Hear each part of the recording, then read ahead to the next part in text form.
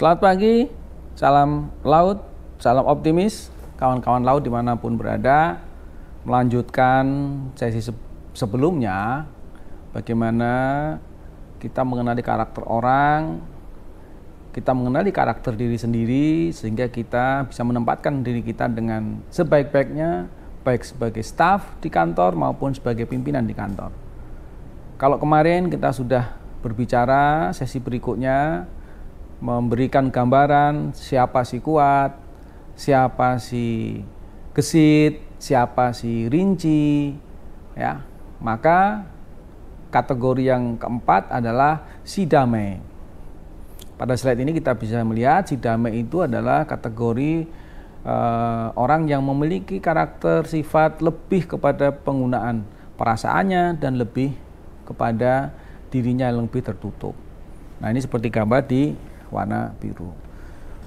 Siapa si damai? Si damai ini tadi melihat dari sumbu tadi adalah orang-orang yang lebih tertutup, rendah hati, dan konsisten karena merasa lebih banyak menggunakan perasaannya, mudah bergaul dan tenang, ya.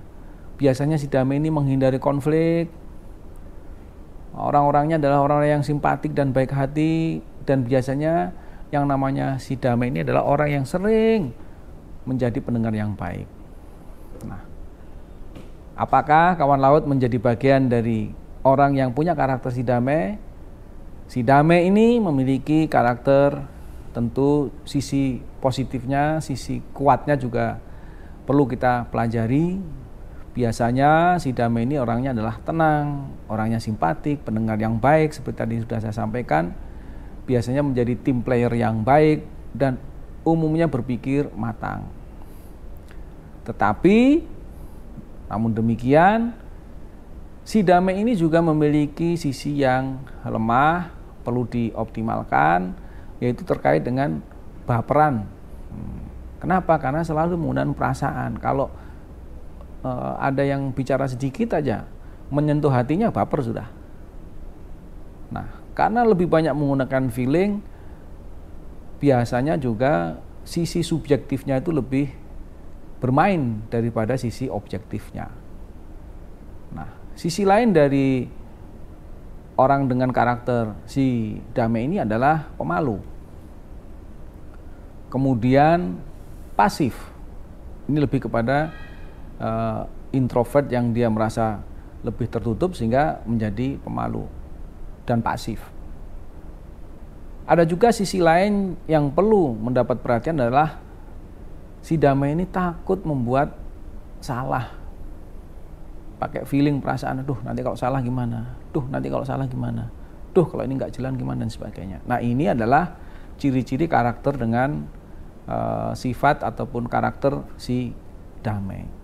Apakah kawan laut menjadi bagian dari si damai? Maka kita harus berani bicara dan menunjukkan mana ekspresimu, mana ekspresinya. Harus belajar banyak itu. Kalau tidak berani bicara, maka ya akan tetap senyap, sunyi, diem, pasif.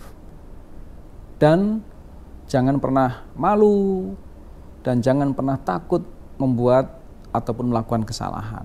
Dalam sebuah usaha pasti ada kegagalan dan sebagainya, tapi ini jangan menjadi alasan mau melakukan sesuatu takut tangannya gemeteran dan sebagainya. Kalau tangannya gemeteran, takut mau bicara, silakan memegang kertas supaya yang gemeter bukan tangannya tapi kertasnya. Kalau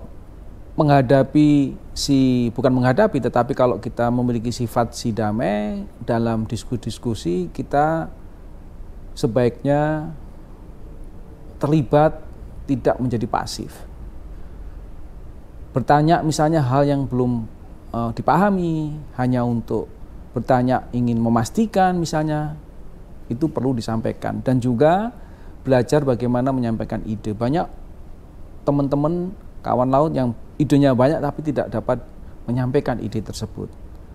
Nah, ide itu harus disampaikan. Saya punya gagasan, ide seperti ini, melihat faktanya ada kesenjangan, ada gap. Tentu dengan ide ini nantinya gap itu bisa tertutupi, bisa dikurangi risikonya, sehingga nanti akan berdampak menjadi sesuatu yang lebih baik. Nah, itu contoh menyampaikan ide yang secara singkat, secara tepat, waktunya tidak panjang, sehingga tidak membebani pimpinan untuk menggunakan waktunya lebih banyak mendengarkan ide tersebut. Nah, ini adalah bagaimana si Damai harus belajar. Kawan laut, tentu masih ada sesi-sesi berikutnya yang akan membahas bagaimana kita apabila menghadapi karakter-karakter si Kuat, karakter si Rinci, si Damai maupun si Gesit. Kawan laut, sampai ketemu lagi. Salam laut, salam optimis, Dharma Jala Prajatama.